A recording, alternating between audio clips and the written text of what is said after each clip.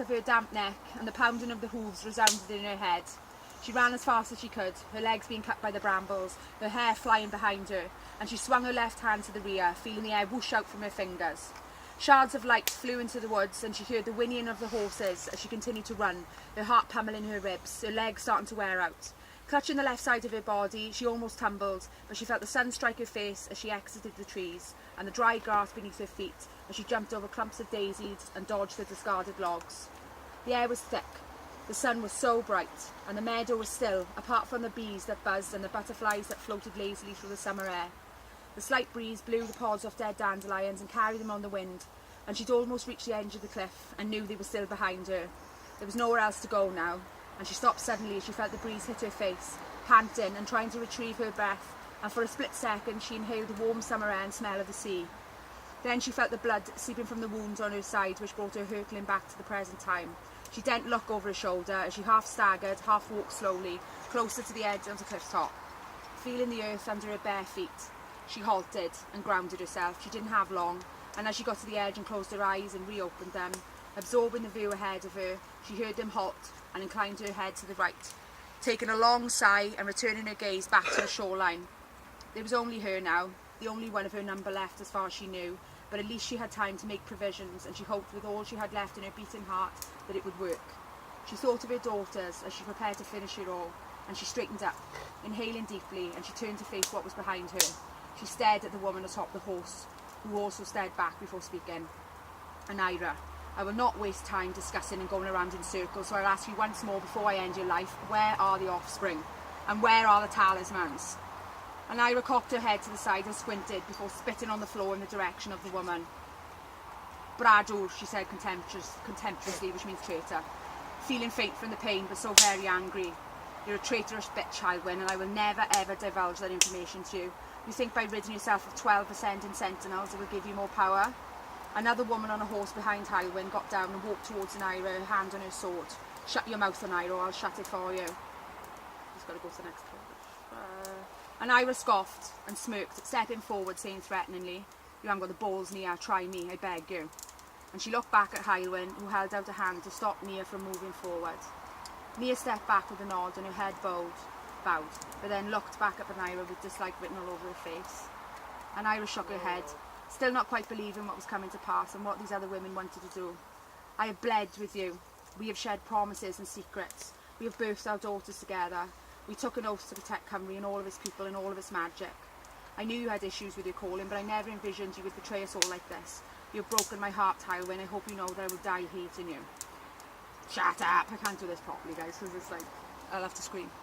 "Shut up!" shouted Hywyn, throwing her arms up in the air. "Such sanctimonious bullshit. I've put up with this for years, and I've had to bite my tongue while I find a way to get out of what you call this imposed calling. I want to be my own maker, Anira, and I relish the supremacy that will come along with it." Anira looked at Hywyn with such sadness and despair, so disappointed in her, so sad for the clan, so sad for the country and what would happen as a result. "You are my sister," she shouted, and even the sea seemed to stop moving. The meadow became silent, the butterflies stopped floating, and the rage and grief was clear on her face. Unable to stay calm anymore, the fury forced the tears from her eyes. "We share the same blood, we share the same parentage, we pledge the same loyalty. You and I were one," she cried, pounding her chest. "You have condemned our daughters, and you have condemned us all." Still distraught and knowing time was limited, Anira held out Gwanvir Coed and proceeded to cleanse her mind of all her thoughts and emotions, of anything that could hinder the power of what she was about to cast. There she was, Anira Bowen, standing above the shore, barefoot, her loose hair starting to move as the wind picked up. There she was, fully believing that she was ready, sad but ready. She couldn't fix it all, but she could fix what was in her reach, and if a sacrifice had to be made, then she would be the one to make it. She began to whisper the incantation as Hywyn ran towards her, her sword, Calon Wen, unsheathed, ready to shed her sister's blood on Lledrith's cliffs. But as she ran, she was thrown back violently. A green sphere had blasted out and now surrounded Anira. Hywyn scrambled back up, momentarily stunned but recovering quickly. "Nia," she shouted, "cut through it."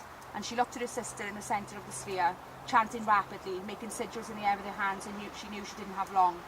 "If you do not stop this now, I'll have no mercies on your daughters," she screamed. "I will slaughter them, Anira." Anira could hear Hywyn's words, but she could not let them hinder her thought process. She had to carry everything out as planned, but despite her focus, her daughters flashed into her mind.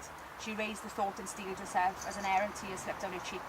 I will have mercy on yours, though, Hywyn, because I'm not a monster, she whispered softly, and continued with her chant as her sister and Nia started to slice through the sphere.